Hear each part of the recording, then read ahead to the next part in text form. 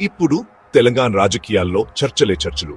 BJP leader NVSS Prabhakar గారి మాటలతో ఒక్కసారిగా గందరగోళం మొదలంది. మాజీ సీఎం కేసీఆర్ గారు ఇప్పుడున్న సీఎం రేవంత్ రెడ్డి గారి స్థానంలోకి రావచ్చని ఆయన అన్నారు. ఇది రాష్ట్ర రాజకీయాల్లో పెద్ద సంచలనం. ప్రత్యర్థి పార్టీ నాయకుడి నుంచి ఇలాంటి మాటలు రావడం చర్చనీయాంశమే. తెలంగాణ రాజకీయాల్లో ఏం జరుగుతుందో అర్థం కావట్లేదు. ప్రభాకర్ గారి మాటల్లో లోతైన అర్థం ఉందనిపిస్తుంది. కాంగ్రెస్, బీఆర్ఎస్ పార్టీల మధ్యేదో ఒప్పందం ఉందేమో అని అనుమానం. ఎప్పుడూ పోటీ పడుతున్న ఈ రెండు పార్టీలు కలిసి పనిచేస్తాయా అని అందరూ ఆశ్చర్యపోతున్నారు. రాజకీయాల్లో ఏమన్నా జరగొచ్చు. అందుకే ప్రభాకర్ గారి మాటలను లైట్ తీసుకోలేం. రేవంత్ రెడ్డి గారి ప్రభుత్వం కొత్తగా అధికారంలోకి వచ్చిన సమయంలో ఇలాంటి మాటలు రావడం గమనార్హం. 10 ఏళ్లు సీఎంగా ఉన్న కేసీఆర్ గారు ఇప్పుడు ప్రతిపక్ష నాయకుడు. మంత్రి ఆయనే సీఎం అవుతారా? కాంగ్రెస్ సహాయంతోనా? ఇదంతా ఎలా సాధ్యం? ఇలాంటి ప్రశ్నలు ప్రభుత్వ స్థిరత్వంపై, పార్టీల మధ్య స్నేహంపై అనుమానాలు రేకెత్తిస్తున్నాయి.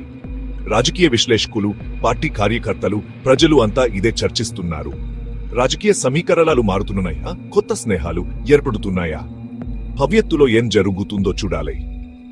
ఇది రాజకీయ అస్థిరతను సృష్టించడానికి చేసిన ప్రయత్నమా, లేక రహస్య చర్చల గురించి నిజమౌన సమాచారమా, లేక కేవలం ఇహరాగానమా? ఏమౌనా దీని ప్రభావం మాత్రం తెలంగాణ రాజకీయాల్లో కనిపిస్తుంది.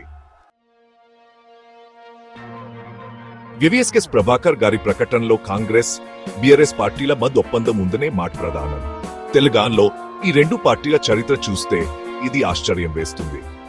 ఇన్నేట్లుగా ఒకరితో ఒకరు పోటీ పడుతున్న ఈ పార్టీలు ఇప్పుడు కలిసి పనిచేస్తాయా? కేసీఆర్ గారు కాంగ్రెస్ సహాయంతో మంత్రి సీఎం అవుతారా? ఇది నమ్మశక్యంగా లేదు. ఒకవేళ ఇలాంటి ఒప్పందం ఉంటే దాని వెనుక గల కారణాలు చాలా ఉంటాయి. కేసీఆర్ గారికి ఇది మళ్లీ అధికారంలోకి రావడానికి ఒక మార్గం కావచ్చు.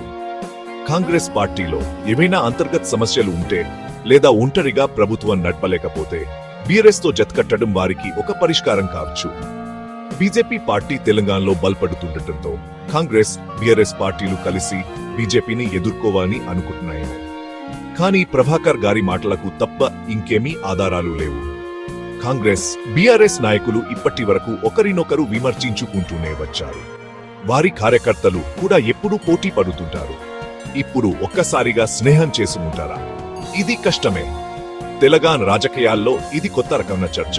కాంగ్రెస్, బీఆర్ఎస్ పార్టీలు ఈ విషయంపై స్పష్టత ఇవ్వాలి.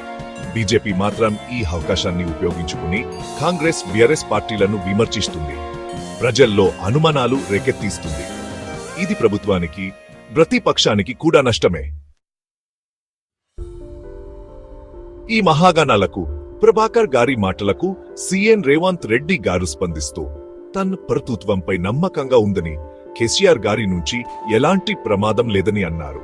కేసీఆర్ గారి ప్రసంగాలను ఆయన విమర్శించారు. తన ప్రభుత్వం ప్రజలకు ఇచ్చిన వాగ్దానాలు నిలబెట్టుకుంటుందని, ప్రజల నమ్మకం కాంగ్రెస్ పై ఉందని ఆయన అన్నారు. కేసీఆర్ గారు మాత్రం కాంగ్రెస్ ప్రభుత్వాన్ని విమర్శిస్తూనే ఉన్నారు. రేవంత్ రెడ్డి ప్రభుత్వం వీలమందని, బీఆర్ఎస్ మళ్లీ అధికారంలోకి వస్తుందని ఆయన అంటున్నారు. ప్రభాకర్ గారి మాటల గురించి మాత్రం ఆయన ఏమీ మాట్లాడలేదు. ప్రభుత్వాన్ని అస్థిరపరచడమే ఆయన లక్ష్యంగా కనిపిస్తుంది. కాంగ్రెస్, బీఆర్ఎస్ పార్టీలు ఈ ఒప్పందం గురించి అధికారికంగా ఏమీ చెప్పలేదు. ఇలాంటి విషయాలు రహస్యంగానే జరుగుతాయి. ఒకవేళ ఈ ఒప్పందం నిజమైతే రెండు పార్టీల కార్యకర్తలు నిరాశకు గురవుతారు. అందుకే రెండు పార్టీలు కూడా ఈ విషయాన్ని ఖండిస్తున్నాయి. బీజేపీ మాత్రం ఈ అవకాశాన్ని ఉపయోగించుకుని కాంగ్రెస్, బీఆర్ఎస్ పార్టీల మధ్య అపోహలు సృష్టిస్తుంది. ప్రజల్లో అనుమానాలు రేకెత్తిస్తుంది. ఇది బీజేపీకి రాజకీయంగా ప్రయోజనం చేకూరుస్తుంది. తెలంగాణలో ఇప్పుడు కాంగ్రెస్ అధికారంలో ఉంది. బీఆర్ఎస్ ప్రతిపక్షంలో ఉంది. బీజేపీ కూడా బలపడాలని చూస్తుంది. రేవంత్ రెడ్డి నాయకత్వంలోని కాంగ్రెస్ ప్రభుత్వం రైతులకు సాయం, మహిళలకు ఉచిత బస్సు ప్రయాణం వంటి వాగ్దానాలు నిలబెట్టుకోవడానికి ప్రయత్నిస్తుంది. బీఆర్ఎస్ మాత్రం ప్రభుత్వాన్ని విమర్శిస్తూనే ఉంది.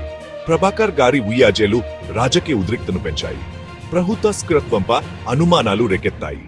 ఇలాంటి వాహాగానాలు ప్రజలను గందరగోళానికి గురి చేస్తాయి. పార్టీ కార్యకర్తల్లో అనిశ్చితి కలుగుతుంది. ప్రభుత్వ పనితీరు కూడా దెబ్బతింటుంది.